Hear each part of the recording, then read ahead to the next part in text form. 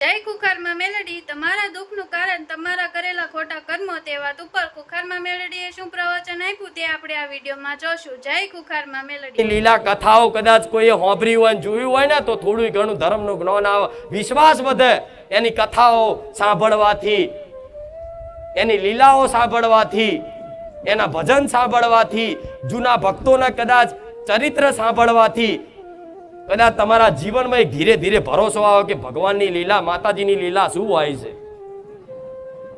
અને એ ભક્તોના અનુભવથી તમે અનુમાન કરો ને, ખાલી સ્વીકાર કરો ને તો તમને ભરોસો એવો આવે કે જો આવા મોટા મોટા જબરા દુષ્ટોનો કદાચ ઉદ્ધાર કરી દીધો ભગવાને, તો અમારો કેમ નહીં થાય, અમારું ભલું કેમ નહીં થાય, અમને સુખ ચમ નહીં આવે. જાણો છો ને બધી વાતો. જેસલ જાડેજા, કચ્છનો કાળુનો નાગ, કેટલા પાપ કર્યા છતાંય તેણે છેલ્લે પોકાર કર્યો ને, તારે ભગવાને કદાચ એને મોક્ષ આલ્યો. આજે એની સમાધિ પૂજાય છે. પણ જેણે એક વખતે તે નાભીથી કરેલા પાપને પોકાર ને પોતાની કુળદેવી સમક્ષ કે મારા જેવી મેલડી સમક્ષ કે ભગવાનની સમક્ષ, તમે જેને માનતા હોય એની સમક્ષ જઈ અને બસ એક અંદરથી એક પસ્તાવો પેદા કરે અને રોઈ જાય ને કે માં આજ લગીને આવા ગુનાહ થયા, પણ હવે મારે માં કોઈ પાપ ના થાય એની સંભાળ રાખજે. તો એક વખત ભગવાન બધા પાપ માફ કરી દે. તમારા દુઃખોનું કારણ શું? તમારા જીવનમાં કરેલા પાપ કર્મ એ તમારા દુઃખોનું કારણ ઊભું થાય છે. બીજી બધી વસ્તુ તો નિમિત્ત બને છે. ગ્રહો નિમિત્ત બને, દેવ નિમિત્ત બને, ભૂત નિમિત્ત બને, ચુડેલ નિમિત્ત બને. કશું ગોડા જો કદાચ કહારા કર્મો હોય ને તો કોઈ પિતૃ દોષય નહીં નડતો, કોઈ ભૂમિકાના દેવય નહીં નડતા, કોઈ પેઢીઓની માતા નહીં નડતી, કોઈ કશું જ નડતું નથી. પણ આજ કદાચ તમારું દુઃખ આવવાનું હોય ને અને દુઃખ વેઠવાનું હોય ને એક તમારા કર્મો અનુસાર, એટલે એ શું કરે, એ દુઃખનો સમયગાળો જેટલો વેઠવાનો લખ્યો હોય ને એટલો વેઠવો જ પડે. એટલે દુઃખ આવે ને એટલે માણસ શું કરે, એ સુખી થવા માટે જાત જાતની વસ્તુ કરે, જાત જાતનું જગ્યાએ જાય, જોવડાવ, વારણ કારણ કરાવ, વિધિ કરાવ, કંઈક કરતા દુઃખ જતું રહે. પણ દુઃખ તો છે ને જો લગીન તમારો સમય નહીં બને ને, જો લગીન તમારો અંતર આત્માથી પસ્તાવો નહીં થાય ને, તો લગીન દુનિયાના કોઈ ભગવાન જો કદાચ તમને સુખી કરત, મને માતાને કહેજો. કોઈ ચમત્કારની આશાએ નહીં બેહી રહેવાનું કે કોઈ જંતર મંતર કરી આલે અને કોઈ વસ્તુ કોક આપી દે, કોઈ માથેથી નારિયેળ વારી દે, કોઈ લીંબુ વારી દે, તમે સુખી થઈ જશો. ગોળા આમાં તો આખો સમાજ એક દુખી થઈ ગયો, ઉપરથી વધુ ગુમાયું. આ શું ખોટું? અરે કોઈનામાં એવી શક્તિ નહીં, કોઈ મનુષ્ય એવો પેદા નહીં થયો કે કોઈક હાથ મૂકવાથી બધા ભલું થઈ જાય. કોઈ જંતર મંતર ઘેર આલવાથી, કોઈ વસ્તુ આલવાથી, કોઈ લીંબુ વારવાથી, કોઈ નારિયેળ વાળવાથી કશું સારું થતું એ બધું અનુભવ કર્યો. છતાંય કદાચ જો આ મારી વાત ન માનો ને તો જીવન તમારું બેકાર છે. ભગવાનના બનાયેલા વિધાન કામ કરે, વિધાન ન ઓળખો કે જેણે જેવું કર્મ કર્યું એવું ધરતી પર એને ફળ પ્રાપ્ત થાય.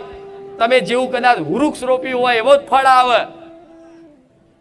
હવે તમે બાવરિયા રોપ્યા છે અને કેરી ખાવી ચોથી મળે. આ શું ખોટું?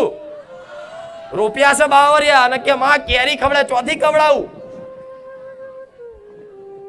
પછી મારે કોઈ બહાર બજારમાં મળતી એ કેરી લાઈન ખવડાવી પડે કે લે ત્યાં તો આંબો રોપ્યો નહીં, પણ મારા દીકરાએ આંબો રોપ્યો ને એના વૃક્ષ ઉપર બહુ કેરી છે, લઈ જાઓ. તો આ મારા દીકરાનું ભક્તિનું વૃક્ષ રોપેલું છે, આ તમે બધા કેરીઓ ખાવશો. આ શું ખોટું?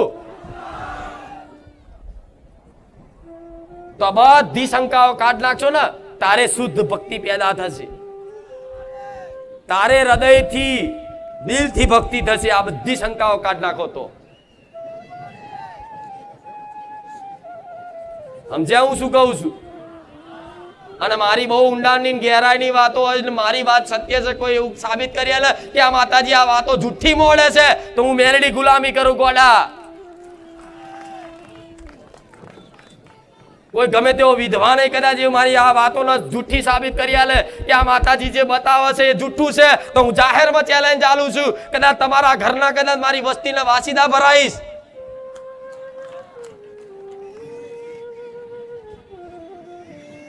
મારે એક જગાડવા છે તમને.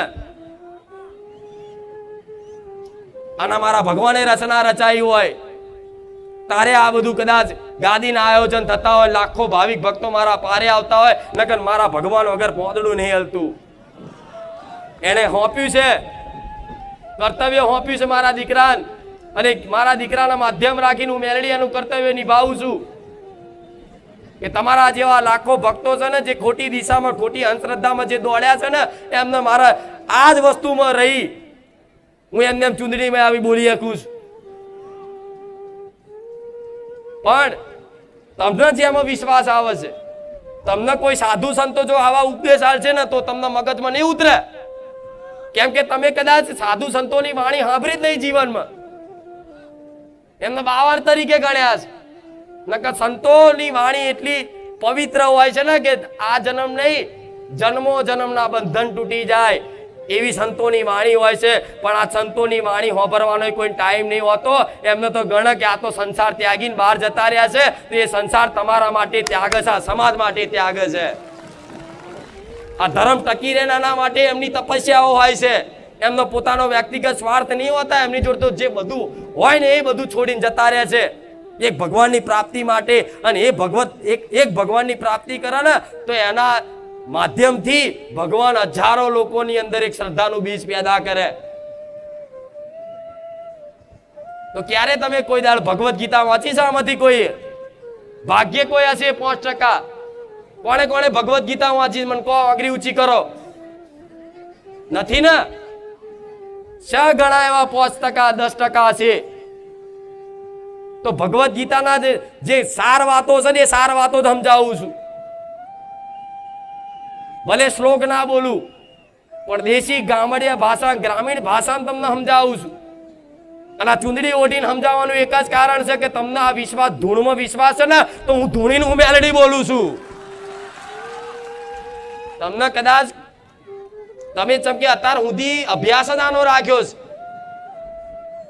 એટલે તમને આ વસ્તુ પર ઓંધળો વિશ્વાસ કરી લીધો છે કે કોઈક ભુવા જોડ જઈને કઈક જંતર મંતર હાલ દે, જંતર મંતર હાલ દે. પણ એ જ વસ્તુમાં રહીને મારા બહાર તમને ઉપર ઉઠાવવા છે, અંધકારમાંથી જ્ઞાનના પ્રકાશમાં લઈ જવા છે કે દીકરાઓ આ બધી માનસિકતા મૂકી અને એક શુદ્ધ ભક્તિ કરો તમારી કુળદેવીની. બસ જોડે રામનું નામનું ભજન કરો, જોડે રામ નામનું રટણ કરો. જો કદાચ તમારા જીવનમાં દુઃખ કદાચ આવશે ને કર્મો અનુસાર, કર્મ કર્યું છે તો દુઃખ આવવાનું જ છે. કર્મ કર્યું છે તો દુઃખ તમારા ઘેર આવવાનું જ છે કાયમ માટે. કોઈ આ સંસારમાં સુખી થવાનો નથી. પછી ગમે તેટલા દાન કરો, ગમે તેટલું કરો, બધું કરો, પણ જેને જેવું સમય અનુસાર, કર્મો અનુસાર દુઃખ લખેલું છે એના પેઢીમાં, એના વ્યક્તિગત, એના તો દુઃખ આવવાનું જ છે. પણ જો કદાચ એ દુઃખમાં તમારી કુળદેવીનો, મારા જેવી માતાનો હાથ હશે ને, એક વિશ્વાસ હશે ને, તો દુઃખમાં બાથમાં ઘાલીને રાખીશ કે દીકરા ચિંતા ના કરાવ, વાવાઝોડું છે, જતું રહેશે, જતું રહેવા દે, હું ચિંતા ના કરીશ, ચિંતા ના કરીશ, હું બેઠી છું, ચિંતા ના કરીશ, રોઈશ નહીં.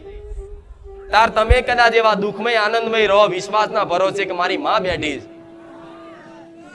આ નામ ભરોસો કહેવાય, આ નામ જીવન કહેવાય. આ બધું મેલો મેલો રોજ રાડો પાડી પાડીને કહું છું.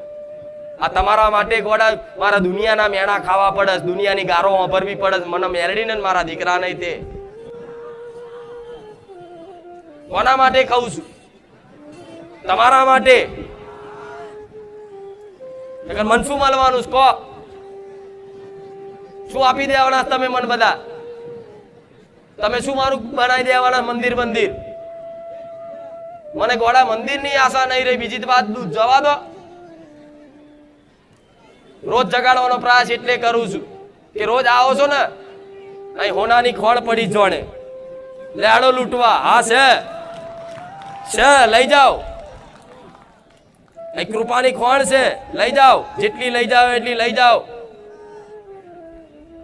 ડબલા ભરી ભરીને, ડોલો ભરી ભરીને, ટેન્કર ભરી ભરીને લઈ જાઓ. તમે તમારા ઘેર તલાવ બનાવજો અહીંથી લઈ જઈ. હું ખાલી નહીં થવા દે, હું તો સમુંદર છું. પણ આ તમારા આટલા આવા જબરા પરચા આલીને કામ કેમ કરું છું? કામ એટલે કરું છું કે કંઈક કરતા કોકનું કામ કરીને વિશ્વાસ તો આવશે મારી પર, અને વિશ્વાસ આવશે તો પછી મારા પારે આવતો જતો રહેશે, અને આવતો જતો રહેશે તો મારી આ વાતો પ્રવચન હોભરતો થશે, અને હોભરતો થશે ને, અને જીવનમાં કદાચ હો વાતોથી કદાચ 10 વાતો જીવનમાં ઉતારશે ને, અને તમે સુખી થશો ને એમાં હું આનંદિત થઈશ, પ્રસન્ન થઈશ.